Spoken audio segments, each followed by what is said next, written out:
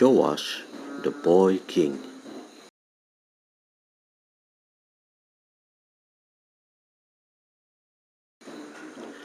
Don't cry, little Joash, don't cry. Someday you will be king, and wear a crown on your head, and sit on a golden throne. But if the wicked queen hears you cry, she will send her soldiers to take you away, and then you won't be king, and wear a crown on your head, and sit on a golden throne.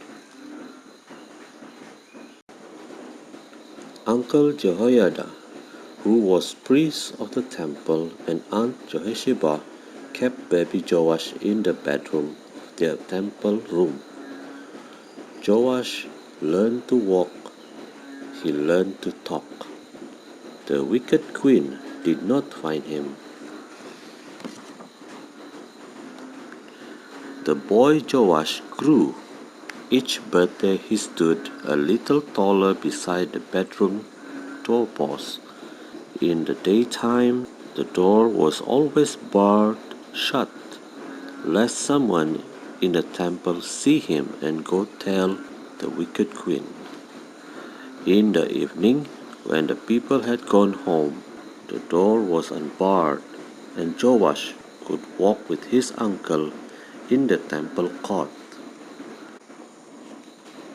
One evening, as Joash and Uncle Jehoiada walked together in the temple court, Joash saw a hole in the temple wall.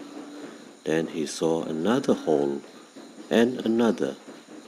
Why, the temple walls were full of holes.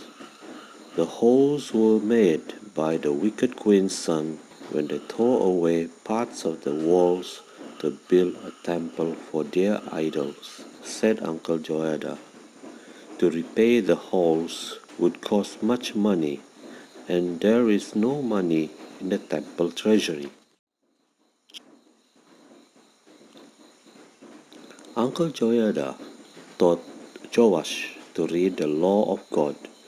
Joash read, "Thou shalt have no other gods before me. Remember the Sabbath day to keep it holy.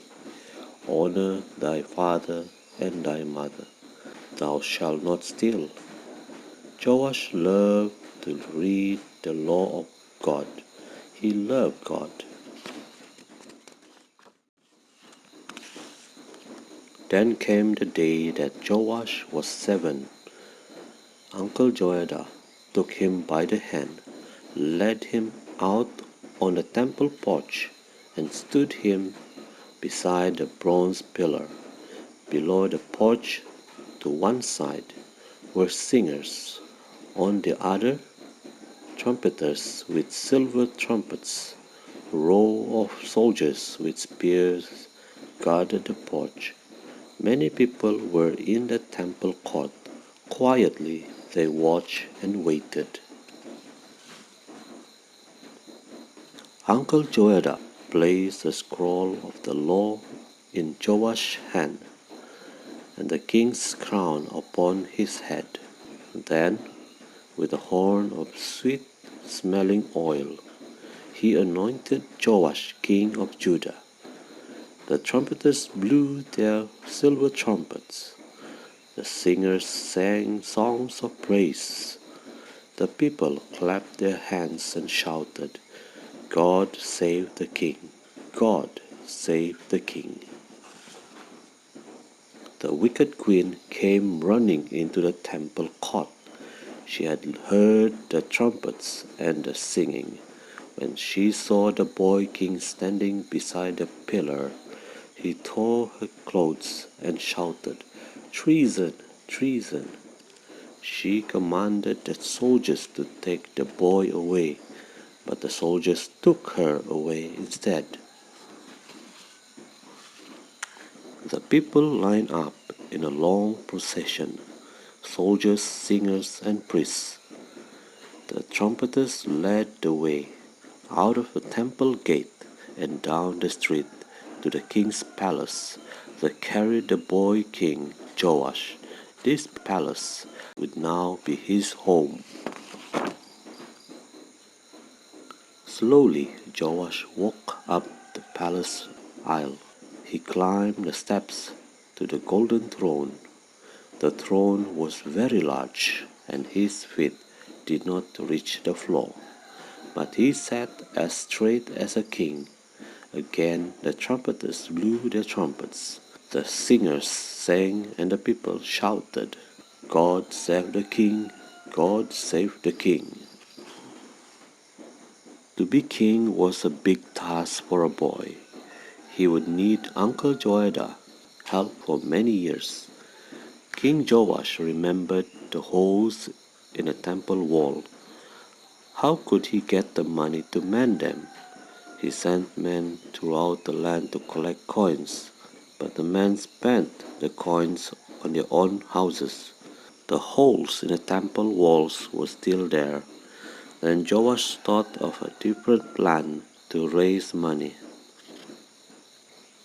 Joash asked Uncle Joash for a chest with a lid. "Let us put the chest beside the temple gate," he said. The chest was placed beside the gate. "Let us cut a hole in the lid," said Joash, "a hole just large enough for coins to go through." The hole was cut in the lid. Now, when people came to the temple to worship, they would see the chest and drop coins through the hole in its lid. People came from near and far to see the king's money chest.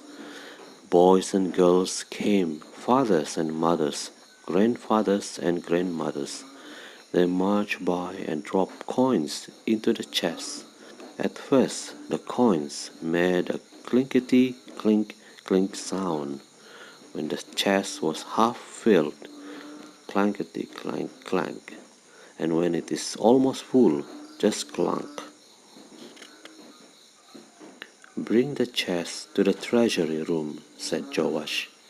In the treasury room, his helpers poured the coins into bags. The chest was again placed at the temple gate, and the coins went clinkety clink clink, clankety clank clank, and then clunk.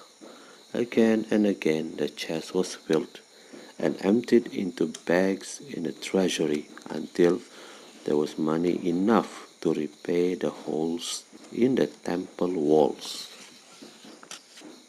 Stone cutters cut stones, carpenters sawed boards. Carefully they worked, for this was God's house. At last the holes in the temple walls were repaired. Now many people came to worship in the temple. They learned to love God as did Joash their king. God looked down from heaven and was pleased to see the beautiful temple, the worshipping people, and the young king on the golden throne.